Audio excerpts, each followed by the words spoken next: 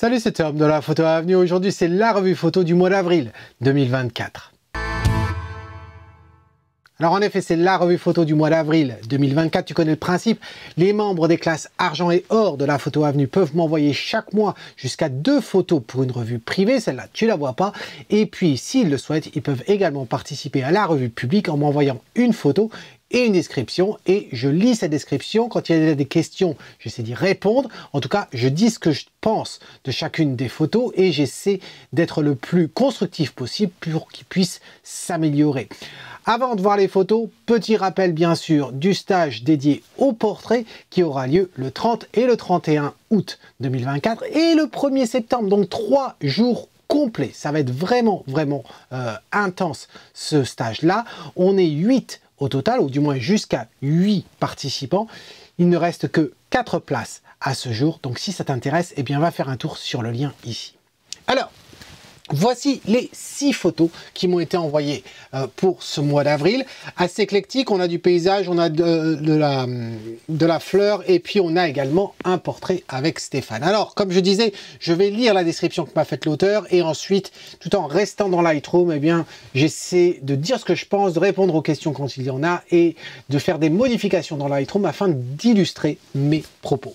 La première photo qu'on va voir ensemble, c'est celle proposée par Benji. Benji qui est venu en Écosse. J'ai pas eu la chance de voir parce que mon emploi du temps me le permettait pas, mais il est venu en Écosse. Et alors voilà ce qu'il nous dit. Hello Tom, pour ce mois-ci, voici une prise de vue sur la plus haute latitude de l'île de Skye. Un joli caillou, mais qui m'a posé pas mal de problèmes de composition. Ce qui me gêne, c'est le sommet du caillou qui s'aligne quasiment à l'horizon. Pas moyen sur place de monter plus haut ou de descendre suffisamment pour changer ce point sans passer à l'eau. À de voir ce que tu auras fait, j'ai laissé le maximum d'infos et donc sans recadrage pour te donner du contexte. Alors Benji, ben effectivement, quand on la regarde cette photo, on se dit bon, ok, il y a l'horizon qui passe pratiquement au niveau du sommet de ce stack là. Est-ce que c'est grave? Ben, en soi, c'est pas le fait que ça passe pile à l'horizon ou quoi que ce soit qui est grave. La problématique, c'est qu'est-ce qu'on a envie, en fin de compte, de communiquer par rapport à ce stack. Il n'est pas si loin que ça de l'endroit où il a pris la photo. Et c'est vrai qu'on aurait tendance à vouloir le rendre assez imposant. Or, c'est difficile de rendre quelque chose imposant quand on se trouve au-dessus. Voilà. Et donc, c'est là que l'idée, ben, s'il était descendu plus bas, ben, il aurait apparu plus grand. Mais comme il le dit, à un moment donné, ben, je ne peux pas descendre trop bas non plus, je ne vais pas sauter à l'eau. Donc c'est assez limité. Alors, voilà le contexte qu'on a. Est-ce qu'on peut faire quelque chose avec ça? Ben, je t'avouerai que c'est quand même relativement limité. Et je me suis dit, on va faire par élimination. Qu'est-ce qu'il y a dans cette photo que je n'aime pas?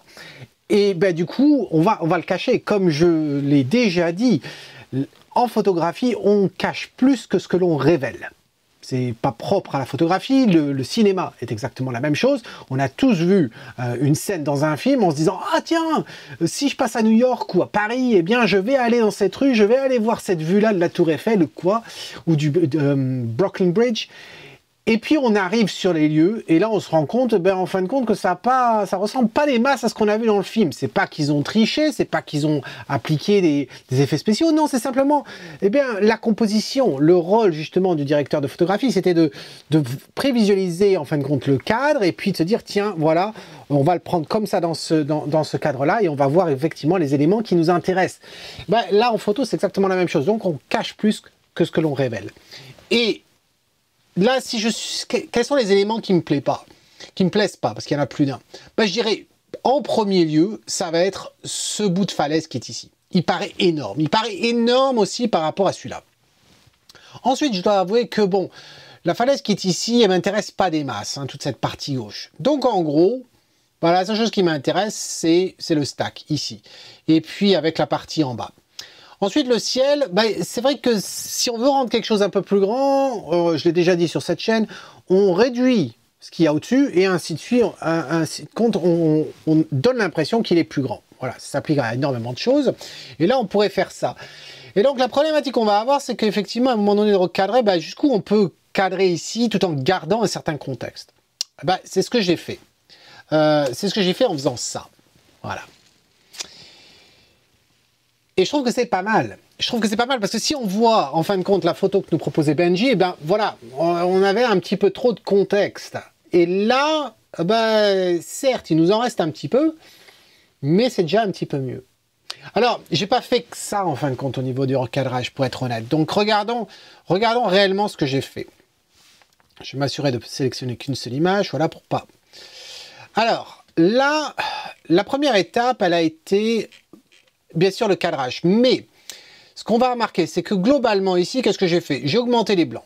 Voilà. Pourquoi? Parce que si tu vois ce que ça fait, ça permet de donner un petit peu plus d'éclat, hein, de peps. Donc ça, c'est une chose. Ensuite, j'ai travaillé sur le recadrage. Effectivement, comme ceci. Alors, ne me parle pas de standards, je ne respecte pas les standards, ça m'est complètement égal. C'est simplement de prendre ce qu'il y a à l'intérieur. Cela dit, ça ne suffisait pas. Ça ne suffisait pas parce qu'en fin de compte, ce rocher qu'on a là, eh bien, il débordait de plus. Du coup, eh bien, j'ai utilisé la nouvelle fonction qu'on a dans Lightroom, qui n'est pas aussi bien que celle de Photoshop, malgré ce que les réseaux sociaux voudraient se faire croire. Eh bien, c'est d'utiliser l'intelligence artificielle pour générer quelque chose, en l'occurrence supprimer. Donc là, si je te cache ce que j'ai appliqué, tu vois le bout du rocher là qui apparaît, voilà, il est caché. Et puis tu remarqueras autre chose également, c'est que ici, eh bien, il y avait de l'eau. Alors on peut se dire, mais Tom, pourquoi tu as modifié autant? Eh bien la raison pour laquelle j'ai modifié autant, c'est simplement parce que ça attirait trop le regard à mes yeux. Et ça faisait très bizarre. Voilà, donc je vais te les laisser comme ça. Là. Allez, on va désactiver ça pendant une seconde. Voilà. Regarde. Je trouve que ça, à cause de l'aspect sombre des rochers qu'il y a tout autour, eh bien ça crée un contraste. Et bizarrement, la luminosité ici, elle est bonne, elle correspond au reste, il n'y a pas de souci. Mais le fait qu'elle soit entourée de sombre paraît plus lumineux. Et donc du coup, ça fait un point blanc comme ça. Voilà les raisons pour lesquelles je me suis dit, bah, je vais prendre la décision créative de désactiver, de supprimer ça, et puis de supprimer la boue. Bon, c'est pas parfait ici. Je t'avouerai que ça m'a pris beaucoup, tu vois, 1, 2, 3, 4, ça m'a pris 4 fois pour y aller, comme quoi l'outil dans Lightroom n'est pas aussi bien que dans Photoshop, pour cacher ça. Voilà. Et honnêtement, on pourrait se dire, ah oui, mais c'est pas la réalité. C'est pas un problème pour moi, tout simplement parce que eh ben, si je montre cette photo à quelqu'un qui connaît très bien l'endroit, il te dira pas, ah, t'as rogné, le rocher, il dépasse. Non. Voilà. Et que si on s'était décalé un petit peu, peut-être qu'il y avait un moyen de pas l'avoir autant que ça. Voilà. Ensuite, qu'est-ce que j'ai fait d'autre? J'ai fait des calques ici. Alors, on va voir ce que j'ai fait sur chacun des calques. En premier lieu, comme j'avais augmenté les blancs, eh bien mon ciel devenait cramé. Donc, la première chose, ça a été de baisser un petit peu le ciel. Tu vois, j'ai joué sur les blancs et les hautes lumières. Voilà. Ensuite, je me suis attaqué à... à ça. Alors ça, c'était quoi? C'était parce qu'en montant les blancs, il y avait certaines parties des vagues qui étaient très blanches. Et donc, du coup, je suis passé simplement pour baisser, tu vois, les blancs de -4 afin que ce soit pas cramé. Voilà. Ensuite, le masque 3, là, c'est parce que j'ai simplement trouvé que ça manquait un peu de texture. C'est un peu bizarre de dire ça, mais je trouvais que ça manquait de texture, que c'était un petit peu lisse, cette partie-là. Et donc, je voulais rajouter de la texture et jouer aussi sur la clarté, ce micro-contraste dans les tons moyens, pour faire ressortir un petit peu les reflets qu'on pourrait avoir sur les rochers. Et donc, qu'est-ce que ça donne? Eh bien, quand on active ça, tu vois que ça ressort un petit peu. Et comme tu peux voir, la seule chose que j'ai fait, eh bien, c'est ça, c'est au niveau de la texture et la clarté, c'est tout. Et enfin, le dernier, eh bien, ça consiste à assombrir cette partie-là, parce qu'il y a tous ces points blancs de lichen, etc. Donc, voilà, j'ai simplement fait un filtre radial en baissant la luminosité. J'ai débordé un peu sur l'eau, mais c'est pas grave, parce que de toute façon, avec la luminosité qu'on a ici sur le rocher, ça sous-entend, en fin de compte, que la partie en bas, elle est pas... ça pourrait être normal qu'il n'y ait pas autant de lumière. Donc, voilà, quand on revient là-dessus, si je te mets côte à côte ta version et la version que je te propose, eh bien, je trouve que ma version, elle est quand même pas si mal que ça. Mais j'aimerais savoir ce que tu en penses, Benji. Et puis, toi qui n'es pas Benji, qu'est-ce que tu en penses de mes remarques? Et si tu as des remarques sur la photo de Benji ou les autres photos qu'on va voir dans cette vidéo, surtout n'hésite pas à partager tes suggestions dans un commentaire à partir du moment où c'est fait dans le respect, bien entendu. Ensuite, autre photo, on va aller dans le Verdon avec Eric. Alors, salut Tom, si je joins ma participation à la revue du mois d'avril 2024, photo prise dans les gorges du Verdon depuis un des belvédères. J'adore l'ambiance qui se dégage de cet endroit, surtout au lever ou au coucher du soleil. Il y avait encore quelques couleurs d'automne et un ciel chargé, ce qui m'a poussé à faire cette photo malgré la couleur inesthétique de l'eau. Eh oui, elle est marron suite aux orages qui ont lieu, et donc on n'a pas le bleu et le turquoise que l'on a la plupart du temps. Peux-tu me dire si la compo est bonne et s'il y a de la profondeur dans l'image? Comment l'améliorer si ce n'est pas le cas? Et si le post-traitement est correct, pas trop poussé? Et si finalement tu ressens ce dont je parle? Merci pour tous tes conseils à venir et hâte de t'écouter. Alors les exifs, eh bien c'est le R5 avec le 2405 et ça a été pris à 27 mm, 1 seconde 3, f13 et ISO 100. Alors, affichons ça. C'est pas mal, Eric, c'est pas mal. Il y a certains points quand même qui me gênent un peu. Qui me gênent un peu parce que c'est pas dans ta composition, et ça c'est la bonne chose. C'est pas dans la composition. C'est simplement que il y a un certain manque de lumière dans ta photo. Alors par lumière, j'entends pas un manque de luminosité sur la totalité de l'image. C'est pas ça. C'est simplement que tu parlais de profondeur. Et bien, qui dit profondeur dit justement contraste. Et là, on a l'impression que c'est relativement plat d'un point de vue luminosité. Ça a son avantage parce que dans cette région, j'ai déjà fait un stage il y a un bon nombre d'années, je me souviens plus, 2018 je crois, c'était un stage sur la Provence avec la lavande et en fait on était allé dans le Verdon, etc., dans les gorges et tout. Et ça peut être très difficile à photographier. On avait photographié ça au lever du jour. C'est très compliqué parce que, à l'époque de la lavande, on se retrouvait avec beaucoup de contraste. Dès que c'est très éclairé après, au loin, ça devient très bleuté à cause du voile. Donc c'est vraiment galère de faire des photos de paysages dans ce lieu-là quand t'es pas sous la pluie, etc. Et là, donc du coup, la luminosité, elle n'est pas extraordinaire en soi. Elle est mieux que trop contrastée, mais bon, c'est quand même relativement plat.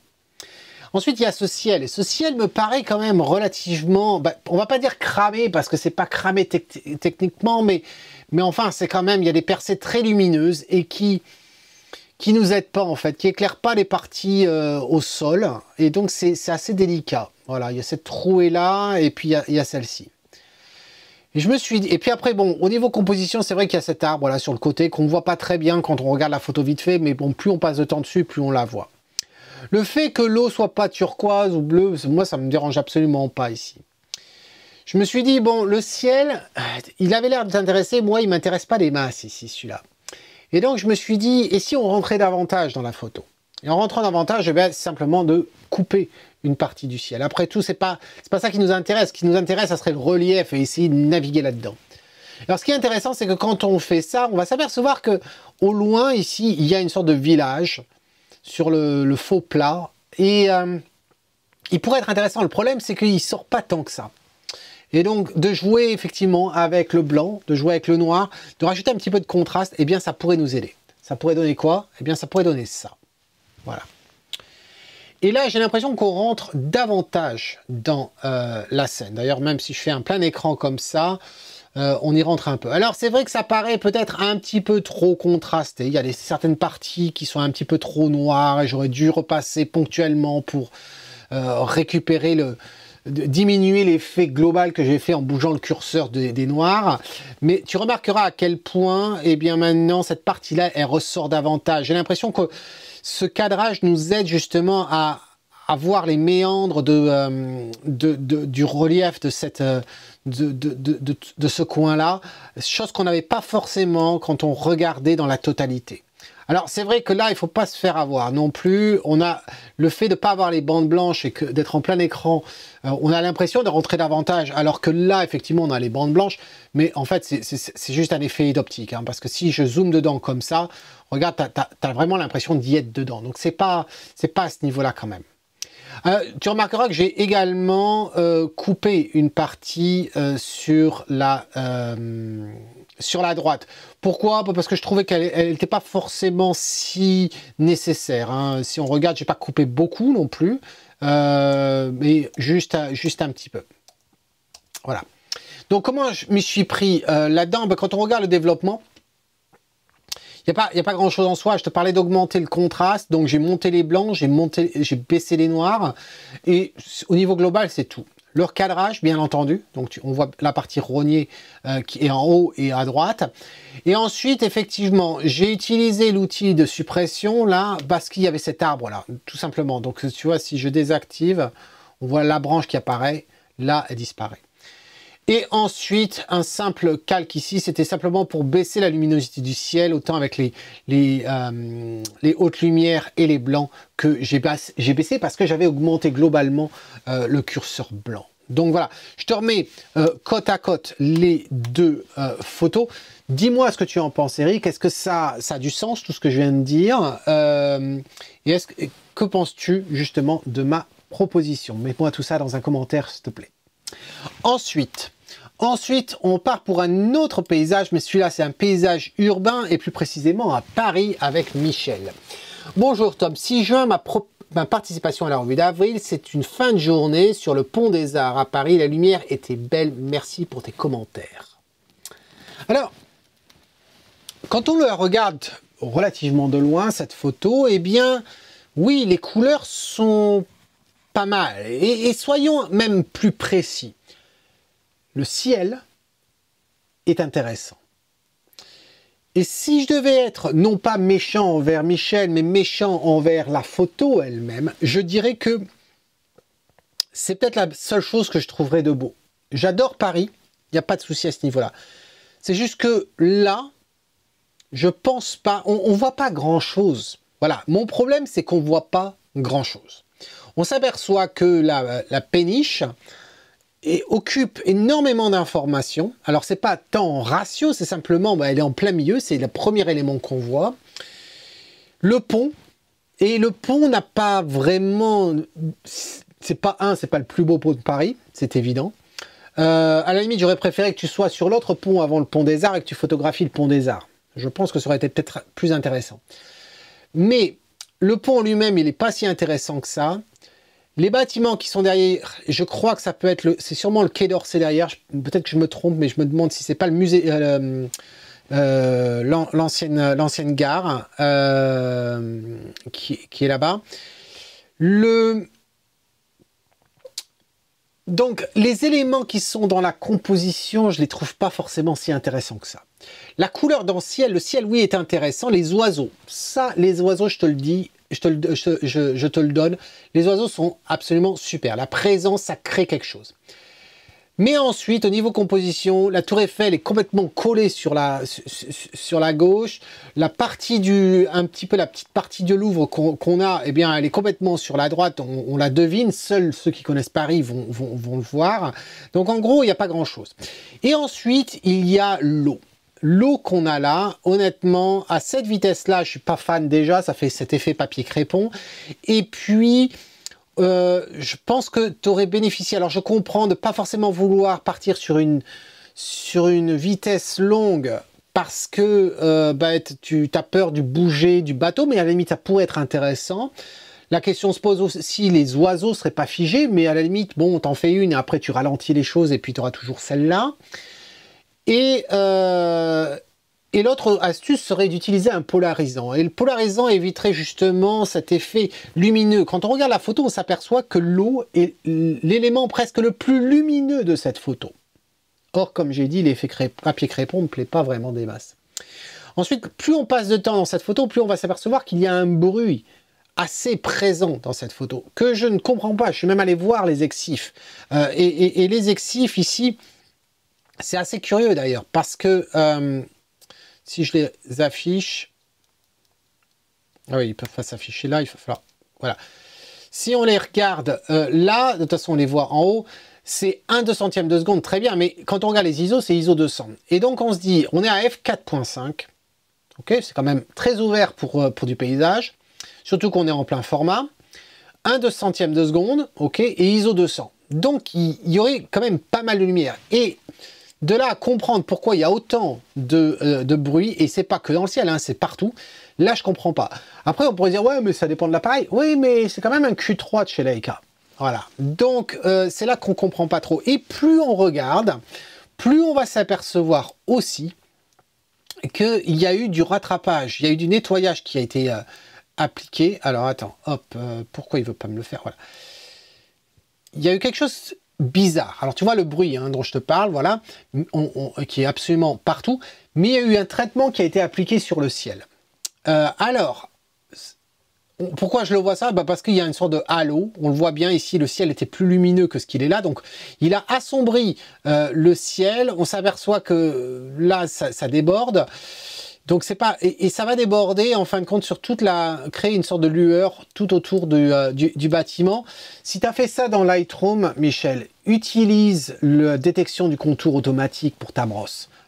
Ou bien utilise la détection du ciel en automatique qui fait des choses quand même très sympas.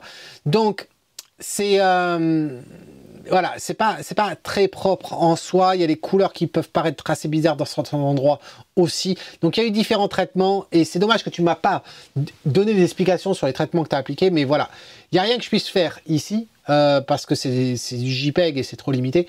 Mais j'espère que tous ces points, en tout cas, eh bien, t'aident. Et j'ai hâte de lire ton commentaire, réponse sous la vidéo, s'il te plaît. Ensuite, on continue avec un portrait proposé par Stéphane. Alors, hello Tom, toujours dans mes expériences en tombant ma fameuse polaire, et cela n'est pas sans conséquence. Plus sérieusement, je cherche maintenant à habiller le fond en tendant de créer des formes. Mais je me trouve face à deux problèmes, donc deux questions. La première, c'est j'ai du mal à identifier le bon équilibre afin que le fond ne prenne pas le dessus sur le sujet. Le deuxième point, c'est que ma chemise qui prend plus de lumière que mon visage du fait de sa position par rapport au flash. Alors pour le premier point, ne possédant pas de flash mètre, seul un enchaînement d'essais me permet de voir le résultat. Penses-tu que le résultat proposé est cohérent?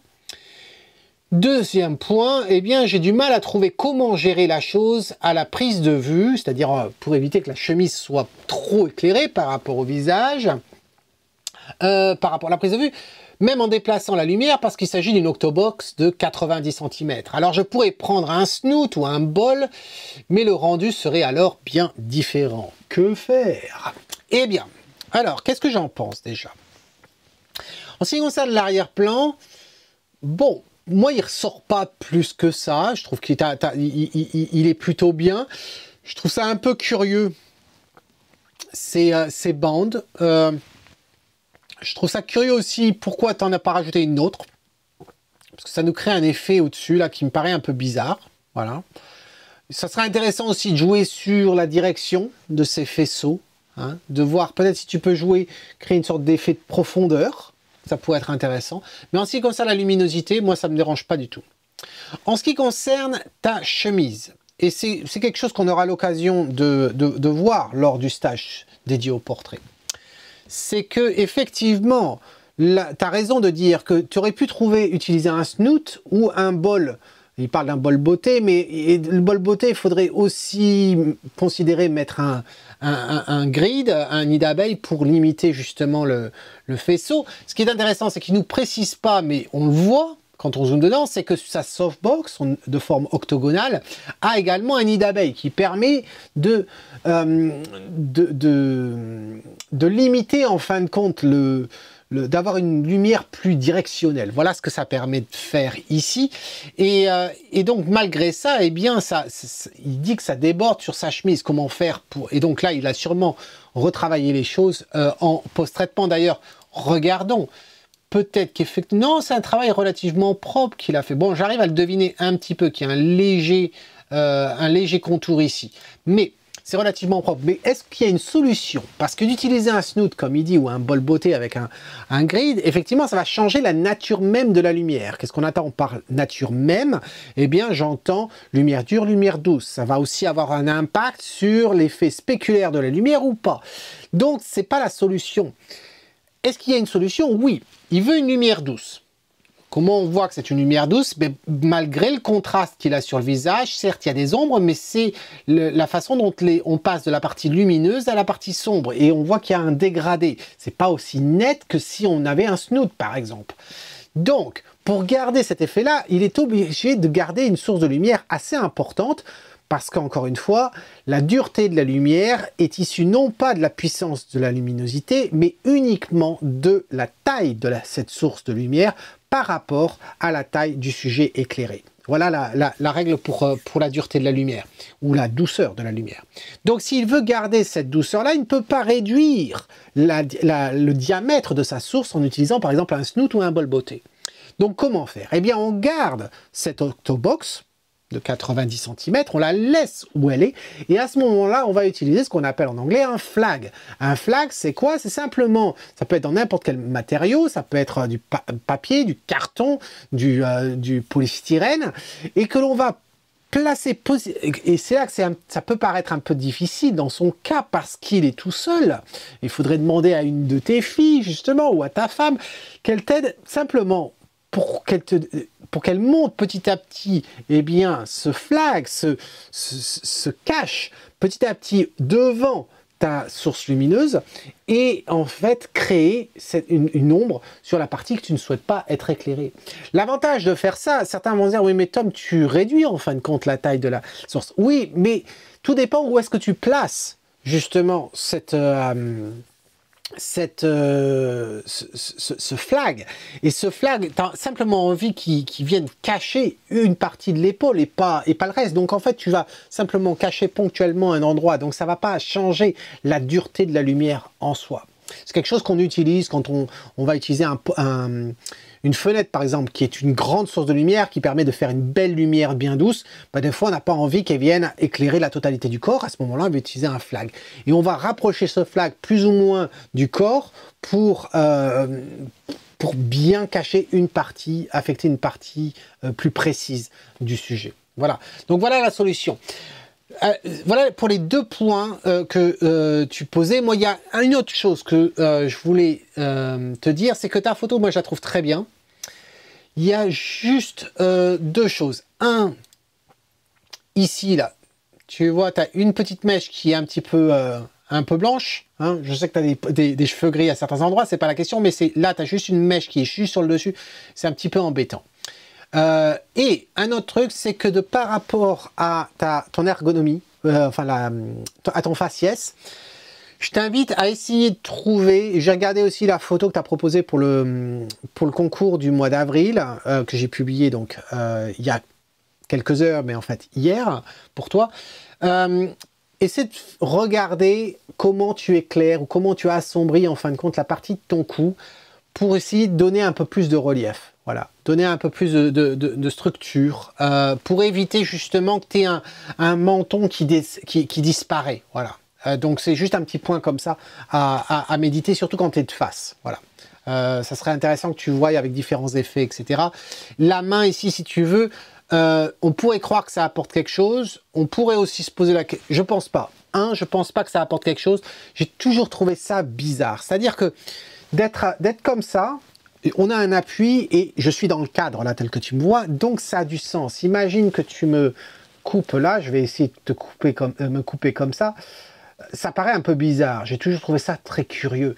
Je sais qu'il y a cette fameuse photo de Steve Jobs où il est comme ça, et en fait c'était simplement qu'il a les bras croisés et qu'il a simplement... Je trouve ça très bizarre, cette main qui sort là. Et ce que ça fait chez toi, eh bien, c'est que ça cache en fin de compte cette partie-là de ta mâchoire et donc du coup, tu perds en relief. Voilà. Donc, à méditer là-dessus. Donc voilà, c'est tout ce que j'ai à te dire, Stéphane. J'espère que ça t'aide en tout cas.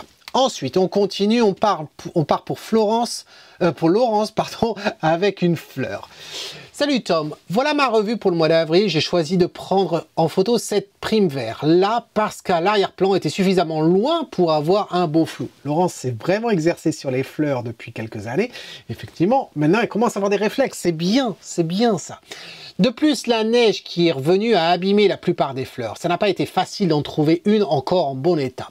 Ce qui me gêne beaucoup, c'est cette couleur violette en bas de l'image. Je ne sais pas comment la corriger. J'ai essayé avec l'outil de teinte, saturation et luminosité, mais ça devient rouge. J'ai aussi essayé avec le tampon dans Photoshop. La partie de gauche n'était pas si mal que ça. Par contre, la partie droite, ça se voyait vraiment trop.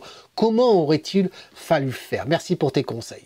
Alors, cette photo-là, effectivement, quand on l'affiche, moi, je la trouve pas si mal que ça. Personnellement, cet aspect magenta au sol ne me dérange pas tant que ça. Mais, je vais répondre à ta question. Si je considérais que le magenta me gêne ici, comment je ferais?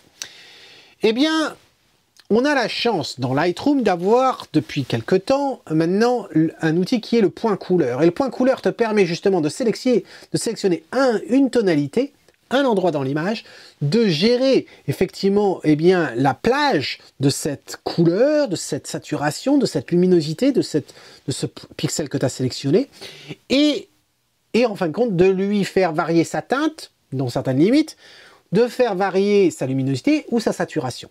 Je l'ai utilisé dans plusieurs de tes images dans le passé, et là, en fin de compte, c'est ce qu'on pourrait faire. En faisant ça, eh bien, je règle le problème. On peut le faire au niveau global. La difficulté, non pas la difficulté, mais je me suis dit, si on le fait au niveau global, c'est une chose, mais on pourrait aussi le faire localement. Et l'avantage de le faire localement, c'est qu'on peut combiner, eh bien, non seulement l'outil de point couleur, mais on pourrait aussi jouer sur la balance des blancs et jouer sur la teinte de la balance des blancs si on voulait réduire aussi le magenta et partir un peu plus vers le vert. Donc, il y a un intérêt à ne pas le faire au niveau global et à le faire avec un outil tel que le calque. Ensuite, je me suis dit, tiens, est-ce que le cadrage, on pourrait l'améliorer? Et puis, je me suis dit, et ça manquait un petit peu de pops, et je me suis dit, et si j'augmentais les blancs, par exemple, un peu comme pour Benjamin, et pour Eric également, et si je rajoutais un peu de soleil qui arrivait, et si je recadrais différemment? Eh bien, avec tous ces si, on pourrait mettre Paris en bouteille, mais Paris, c'était la photo de Michel. Là, avec la prime vert, qu'est-ce que ça pourrait donner? Ça pourrait donner ça. Voilà. Je trouve que le résultat est pas mal du tout. Très vite fait comme ça pour te montrer les deux. Voilà ce que l'on obtient. Alors, pourquoi le recadrer? Bah, tout simplement parce que, certes, l'espace négatif, ça peut être intéressant. Mais là, je me suis dit, tiens, ça me plaît assez en étant recadré. J'ai pas cherché à faire un carré ou quoi que ce soit. Je suis même pas sûr si c'est un carré, ça se rapproche. Mais je l'ai fait comme ça en bougeant les bords du cadrage tel que je pensais qu'il était intéressant. Alors, si on regarde comment je m'y suis pris, justement, eh bien, tu vois que globalement, ici, j'ai simplement boosté les blancs. Hein. Quand on regarde, tu vois, voilà ce que ça donne. Au niveau du mixeur, ici, j'ai quand même changé quelque chose. C'est que, et tu le verras sûrement pas dans la vidéo, c'est très léger. Là, on avait des restes de magenta qui apparaissaient. Et du coup, bah, qu'est-ce que j'ai fait? La teinte du rouge et du orange, je l'ai poussé complètement vers le orange et vers le jaune. Voilà. C'est très, très, très, très léger. Le cadrage, effectivement, hein, voilà ce qu'on a obtenu. Et on se demandait si c'était un carré. Bah, pas vraiment. Tu vois, pas vraiment. J'en suis pas loin, mais bon, pas vraiment. Ensuite, je te parlais de calque. Eh bien, j'ai fait effectivement 3 calques. Alors, on va faire les 3. Voilà le premier. Et c'est celui qui va se charger de la couleur. Donc, j'ai fait un point couleur. Tu vois que le reste, même si j'avais voulu le faire, j'ai pas eu besoin de le faire ici, hein, de jouer sur la balance des blancs. Mais c'était une bonne pratique, je trouvais. Donc là, j'ai trouvé ce point. Ensuite, j'ai raffiné avec la teinte, la saturation et la luminance. Parce que quelle que soit la luminance, ça m'intéressait. On aurait pu boucher un petit peu plus là, mais c'est pas grave. Je voulais que tout cet aspect de magenta eh bien, soit pris en compte et j'ai baissé la saturation. Voilà ce que j'ai fait à ce niveau-là, c'est tout. Et donc, je trouve que le résultat est plutôt sympa, tu vois. Voilà. Ensuite, quand on sort de là, eh bien, je voulais... Qu'est-ce que j'ai fait sur celui-là? Ah oui, la teinte. En fait, pour retirer davantage le magenta, je l'ai pas fait je l'ai pas fait uniquement là-dessus, sur celui-là, parce que là-dessus, j'aurais pu le faire. Ok, on va être un peu plus clair. Mon radial, tu vois, qui couvre la fleur. Or, les modifications que je veux faire, si je touche sur la teinte de la balance des blancs, ça va modifier ma fleur. J'aurais pu, en fin de compte, faire une exclusion, soustraire la fleur de ça. Ça aurait marché. J'ai choisi de ne pas faire ça parce qu'il y a plusieurs façons de s'y prendre. Donc, j'ai pas fait ça. J'ai créé un autre calque. Et en fin de compte, j'ai sélectionné la fleur. Comment? Bah parce que c'est le sujet, en fin de compte, détecté très facilement. Et j'ai fait l'inverse. C'est pour ça que tu vois que le blanc, en fin de compte, n'est pas sur la fleur, mais sur le reste. Et là, qu'est-ce que j'ai fait? J'ai baissé la teinte vers le vert à -30. Et ça donne quoi quand on fait ça? eh ben, tu vois que j'ai récupéré non pas la luminosité, mais de la teinte verte. Et ça a affecté aussi ma partie en bas comme la partie haut, mais c'est pas grave. Et ensuite, je me suis dit, et si j'injectais un petit peu de soleil, tu sais, avec mon preset habituel, eh bien, ça donne quoi? Ça donne ça, voilà. Et je trouvais que ça donnait un peu de vie. Et donc, quand on remet les deux côte à côte, voilà ce que ça donne. Bon, dis-moi ce que tu en penses, Laurence, dans un commentaire. Et toi qui n'es pas Laurence, eh bien, si tu as d'autres suggestions, n'hésite pas, mets-les sous la vidéo. Voilà, donc ça c'était pour Laurence, j'espère que ça t'aide. En tout cas, on continue avec une autre photo assez intéressante aussi, c'est celle d'Arnaud. Alors, bonjour Tom, une image de la côte normande qui illustre la fragilité des falaises. J'ai tenté de prolonger la fissure au sol dans l'axe de celle de la falaise. Pour ce faire, j'ai pris le point de vue et l'objectif qui me paraissait le plus adapté sur place, c'était le 55-250 pour compresser un peu. Et on reviendra sur cette histoire de compression. J'ai fait 3 ou 4 photos sur pied en changeant les zones de mise au point. En fait, il faut comprendre qu'il a fait du bracketing de mise au point pour faire du stacking. J'ai assemblé dans PS, j'ai eu beaucoup plus de mal que les fois précédentes pour avoir un résultat convenable. Que cela soit dans Affinity ou dans PS, ce qui marchait le mieux, c'était finalement 2 photos. Selon ton expérience, cette technique de bracketing de map de mise au point est-elle influencée par la focale? En temps normal, je suis plus sur mon 1750 où le focus breathing serait amplifié. S'il me pose une question, ou le fait qu'ici il y ait une différence de niveau entre le sol. En effet, bien que cela ne se voit pas beaucoup dans la photo, eh bien le sol où je suis et où il y a des fissures, c'est comme sur une plaque surélevée par rapport au fond de l'image. On tombe d'environ 80 cm à peu près à la hauteur des rochers sombres de forme rectangulaire sur la gauche.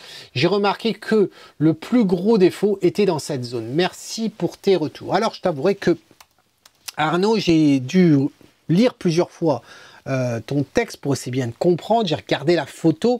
Il y a plusieurs points intéressants que tu soulèves qui mériteraient presque chacun une vidéo indépendamment. Le focus bracketing, on a déjà parlé, j'en ai fait plusieurs et je vais en reparler là dans une autre vidéo qui sort. Effectivement, le focus bracketing, qui est cette technique qui permet en fin de compte de faire plusieurs prises de vue avec une mise au point à différents endroits dans la scène, permet ensuite non pas d'aplatir, mais d'appliquer chacune de ces expositions, chacune de ces prises ensemble dans Photoshop ou d'autres programmes, et qui permettent en fin de compte de gruger la limitation de profondeur de champ qu'on pourrait avoir. Cette limitation, elle est due à quoi? Eh bien, elle est due à la focale utilisée, elle peut être due à la distance à laquelle on se trouve des premiers éléments dans la photo. Et en l'occurrence, ici, eh bien, tu nous parles que tu as utilisé un objectif 55-250, mais si je ne me trompe pas, je ne pense pas me tromper, je vais simplement vérifier, tu es avec, c'est ça, tu es avec un 80D. Donc un 80D, c'est un APS-C de chez Canon. Donc ton 55-250, c'est une plage focale certes variable, mais on est à peu près à 80 cm au plus large, et à 250, on est déjà à 125 de plus, ça fait 375. Donc c'est quand même pas mal. Donc, effectivement, quand on va faire du bracketing de map, de mise au point, avec un objectif comme ça, qui est téléphoto, eh bien, effectivement, la profondeur de champ se réduit. Ce qui nécessite généralement de faire plus de prises. Alors, les appareils récents, que ce soit le R5, que ce soit mon GFX et d'autres, permettent, et chez Nikon également, permettent effectivement de faire ce bracketing automatiquement. Et ça, c'est bien pratique. Sur le 80D, il n'a pas cette fonctionnalité. Donc, Arnaud a été obligé volontairement, manuellement, de sélectionner les endroits où il va faire sa mise au point. Généralement, pour un paysage, à moins d'avoir une scène en premier plan très proche, eh bien, on peut le faire on va le faire entre le plus près et un tiers dans l'image, et ensuite on va le faire à moitié, et ensuite on va le faire au fond. Donc 3 images devraient suffire. Mais quand on est avec un téléphoto ici, eh bien effectivement, on va en avoir besoin davantage. Alors ensuite, Arnaud nous parle d'une autre notion qui est le focus breathing. Alors, comme le nom l'indique, ça a à voir avec la mise au point, à savoir le focus. Alors, c'est un effet de bord, c'est un défaut que l'on rencontre dans certains objectifs, où effectivement, quand on va changer la mise au point, et même si on reste sur la même focale, donc on peut voir ce phénomène sur des focales fixes, eh bien, en changeant la mise au point, eh bien, quand on prend deux photos, on va s'apercevoir au final que les deux photos n'ont pas exactement le même cadrage ou le même champ de vision. Et ça, c'est le focus breathing. C'est pour ça qu'après, quand on est dans Photoshop ou dans d'autres programmes qui vont aplatir, mettre à plat toutes les prises qu'on a faites, eh bien on va s'apercevoir qu'on peut se retrouver avec des bandes blanches sur les contours parce qu'il y a entre la première image et la dernière image, eh bien elles n'ont pas exactement elles ont le même cadre, mais dans le champ de vision, elles n'ont pas la même chose. Voilà. Donc, est-ce qu'on a plus de focus breathing quand on a un objectif 17-50 ou un objectif qui fait 50-250? Il n'y a pas de règle à ce niveau-là. Il n'y a pas de règle à ce niveau-là. Ça dépend vraiment de la qualité de l'objectif. Mais c'est vrai, quand on considère un 50 et un 250, ce zoom-là, eh bien, c'est quand même une plage quand même relativement importante. Donc, je m'attendrai à avoir effectivement du breathing de façon assez importante dans sur cet objectif-là. Voilà. Donc, la difficulté qu'a rencontré Arnaud, c'était au moment de l'empilement, voilà, je cherchais le mot, au moment de l'empilement, eh bien, ça peut être délicat, surtout quand on ne fait pas appel à des logiciels qui font ça de façon automatique, etc., comme celui dont j'ai parlé dans la vidéo il y a plus d'un an, non, il y a un an maintenant. Si tu n'as pas vu cette vidéo, je t'invite à la voir. Elcon, le logiciel que j'utilise depuis un an, lui, il arrive très bien. Photoshop, des fois, il galère un peu. Surtout quand il y a des problèmes de tonalité, il n'arrive pas à faire la différence. Donc, dans ton cas,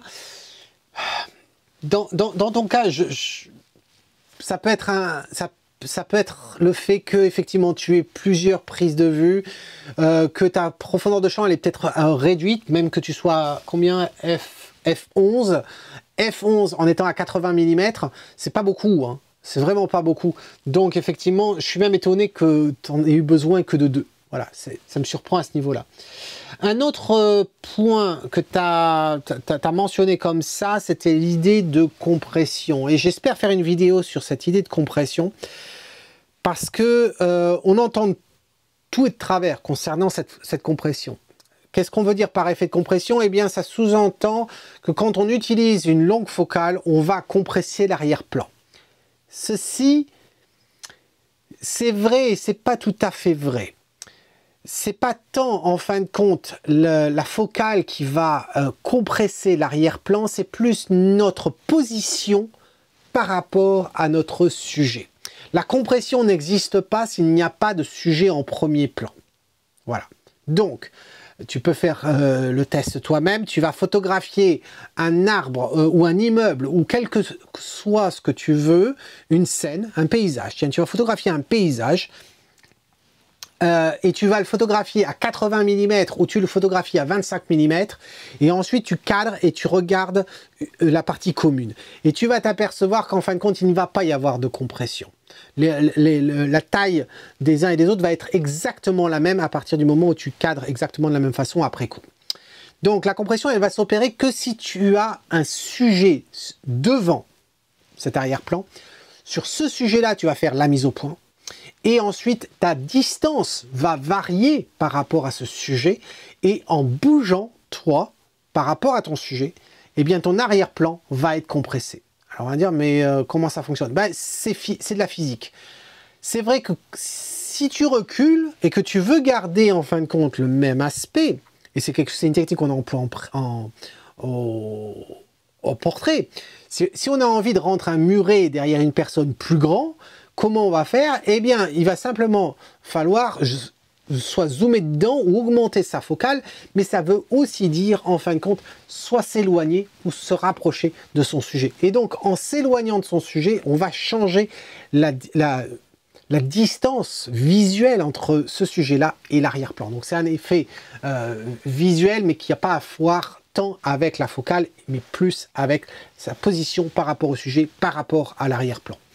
Donc, c'est pour ça qu'il parlait de la focale ici. Et quand je le vois ici, j'ai pas l'impression que tu vas avoir le moindre compression, en toute honnêteté. À moins que ta mise au point serait faite uniquement là et que tu voudrais vraiment rapprocher l'arrière-plan. Mais tu es tellement loin que j'y crois pas. Voilà. Donc, je voulais simplement revenir là-dessus pour émettre une correction. Donc, voilà tous ces points-là. Ensuite, qu'est-ce que je pense de cette photo? Eh bien, je la trouve très plate. Voilà, je la trouve très plate, Arnaud. J'ai du mal. Je comprends ton idée de la fissure qui va jusqu'à la crête ici, jusqu'à la falaise, et puis là, j'y adhère pas. Voilà, j'y adhère pas. Je trouve ça trop plat. Alors, qu'est-ce qu'on pourrait faire? Eh bien, c'est sûr que sous une autre lumière ambiance, parce que là, ça a l'air d'être très plat hein, comme lumière, donc ça t'aide pas vraiment pour le contraste. Et après, de jouer avec, justement, faire du dodge et burning, c'est-à-dire utiliser la brosse, que ce soit dans Lightroom, Photoshop et autres, et assombrir certaines parties. Et c'est ce que j'ai fait, en fin de compte. Et donc, ça pourrait donner quoi? Ben, ça pourrait donner ça. Alors, comme ça clignote à chaque fois, je vais simplement passer en E, comme ça. Voilà ce que ça donne. Tu vois? Et donc, en faisant ça, eh bien, j'arrive à mieux comprendre, en fin de compte, le relief que tu as au sol. Alors qu'avant, bah, ça paraissait relativement plat. Et même quand on zoome dedans, eh bien, on a du mal. Enfin, quand on voit effectivement les coquillages, mais on a quand même du mal. Alors là, je suis encore sur ce zoom sur ce zoom ici très bizarre. Donc, on va passer ici et là-dessus. Voilà. Tu vois, à 100%, eh bien, on a quand même du mal à le sentir. Donc, c'est pour ça que je me suis dit, si on rajoute ça, eh bien on gagne. Et là, ben, on le sent un petit peu plus. Voilà ce que j'ai à te dire sur ta photo. Je vais mettre les deux côte à côte. Voilà. Dis-moi ce que tu penses de mes remarques. Arnaud, est-ce que ça t'aide? Est-ce que j'ai répondu à tes questions? Explique-moi tout ça dans un commentaire. Et voilà, c'était la revue photo du mois d'avril 2024. Des photos très différentes, des choses à dire sur chacune de ces photos. J'espère que tu as trouvé ça intéressant. N'oublie pas de mettre un pouce, tu sais que ça aide énormément cette chaîne. Et puis ça pousse aussi les participants à continuer à participer. Après tout, ils ont la revue privée. Ils mettent cette photo-là, non pas uniquement pour eux, mais aussi et surtout pour ton plaisir à toi. Donc, remercie-les en mettant un pouce de soutien. C'est tout pour aujourd'hui. En attendant la prochaine fois, c'est Tom qui te dit, si tu aimes ce que tu vois, eh bien, fais comme eux. Capture-le. Et si tu as des soucis, si tu as des questions, des doutes au moment de la prise de vue, au moment du développement, ben, n'hésite pas. Participe à la revue photo, que ce soit la revue privée ou la revue publique, ou même les deux. En attendant, cheers!